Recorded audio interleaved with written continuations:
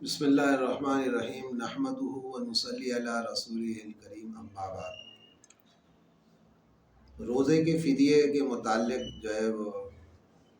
عرض کرنا ہے کہ روزے کا فدیہ جو ہے وہ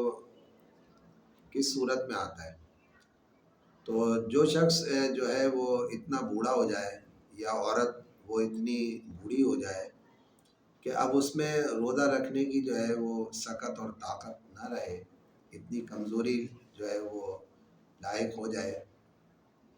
تو پھر شریعت جو ہے اس کو اس بات کی جو ہے وہ اجازت دیتی ہے کہ وہ روزہ نہ رکھے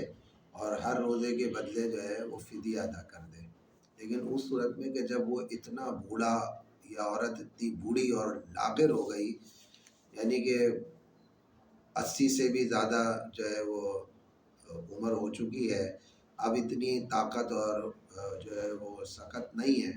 کہ اب روزہ رکھا جا سکے، تو پھر شریعت جو ہے اس بڑھاپے کے اندر جو ہے وہ اجازت دیتی ہے کہ یہ حضرات جو ہے روزہ نہ رکھیں اور اس کے بدلے جو ہے فدیہ ادا کر دیں۔ یا پھر جو ہے کوئی شخص ایسا بیمار ہو گیا یا کوئی عورت جو ہے ایسی بیمار ہو گئی کہ اب وہ بیماری بھی جو ہے وہ ایسی دائمی ہو گئی ہے کہ اب وہ آگے امید بھی نہیں ہے کہ وہ مزید جو ہے وہ آگے بھی جو ہے صحت مل جائے، اور دائمی جو ہے مرض جو ہے وہ لاحق ہو گیا ہے اور بیماری اتنی بڑھ گئی ہے کہ اب روزہ رکھنے کی طاقت نہیں ہے اور آئندہ بھی کوئی امید نہیں ہے، تو یہ حضرات بھی جو ہے فدیہ جو ہے ادا کر سکتے ہیں۔ تو فدیہ کیا ہے؟ فدیہ یہ ہے روزوں کا کہ وہ جو ہے وہ ایک روزے کا فدیہ ایک صدقہ فطر کی مقدار ہے، اور صدقہ فطر کی مقدار وہ کم سے کم 2 کلو آٹے کے جو ہے پیسے دے دے یا 2 کلو آٹا دے دے، یہ ایک روزے کا فدیہ ہے۔ کسی فقیر کو، مسکین کو جو ہے وہ 2 کلو آٹا یا 2 کلو آٹے کے پیسے، جو بھی عام طور پر جو ہے پیسے بازار میں 2 کلو آٹا جتنے کا ملتا ہے تو وہ خرید کر دے دے کسی فقیر مسکین کو، یا پھر اس کے پیسے دے دے کسی فقیر مسکین کو، تو یہ ایک روزے کا فدیہ ہے۔ اب جتنے بھی روزے ہوئے 29 ہے، 30 ہے، تو اس کا حساب کر لیا جائے، تو فقیروں کو جو ہے وہ تھوڑا تھوڑا کر کے دے دیا جائے، یا ایک ہی فقیر کو جو ہے وہ سارے پیسے یا آٹا دے دیا جائے، تو یہ گویا کہ روزے کا فدیہ ہوتا ہے۔ لیکن ایک شخص جو ہے وہ انتقال کر گیا ہے اور اس نے اگر وصیت کر کے گیا ہے کہ میرے روزے چھوٹ گئے ہیں، تو ان کا جو ہے میرے مرنے کے بعد جو ہے اگر جو ہے میرا انتقال ہو جائے تو یہ روزوں کا فدیہ جو ہے وہ میری طرف سے جو ہے دے دینا، تو پھر ورثاء کے اوپر واجب ہے کہ اس کے جو ہے مال میں سے جو ہے اس کے تہائی مال میں سے، جتنا اس کا مال ہے اس کے تہائی 1/3 میں سے جو ہے اس کا فدیہ ادا کیا جائے۔ تو لہذا جو ہے وہ اگر وصیت کر کے گیا ہے تو پھر تو واجب ہے کہ جو ہے اس کے مال میں سے جو ہے 1/3 مال میں سے جو ہے وہ فدیہ ادا کیا جائے۔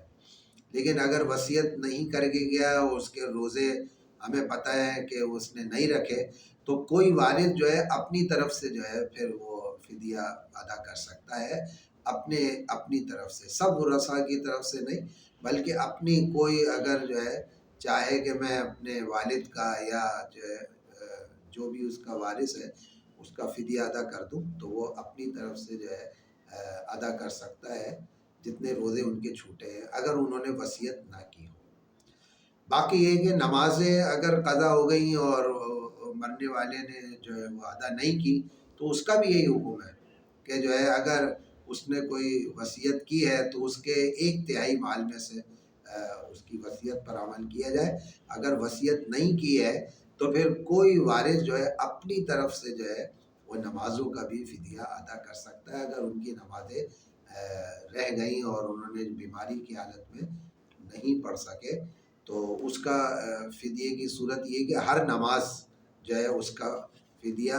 ایک صدقہ فطر کی مقدار ہے، جیسے میں نے ابھی بتایا کہ کم سے کم 2 کلو آٹا یہ ایک نماز کا فدیہ بنے گا یا اس کی قیمت۔ اسی طرح وطر بھی اس میں جو ہے شامل ہوں گے، گویا کہ ایک دن کے اندر 6 نمازیں جو ہے کاؤنٹ کی جائیں گی، 5 تو فرض ہیں اور ایک وطر جو کہ واجب ہے. تو یہ 6 ایک دن کے اندر یہ 6 نمازیں جو ہے کاؤنٹ کی جائیں گی. تو گویا کہ جو ہے وہ 6 گویا کہ صدقہ فطر کی مقدار، یہ جو ہے نمازوں کا بھی فدیہ ہوگا. تو بہرحال یہ کچھ روزے اور نمازوں سے متعلق فدیہ جو ہے وہ میں نے کی جو ہے وہ آپ کے سامنے تفصیل رکھی ہے. تو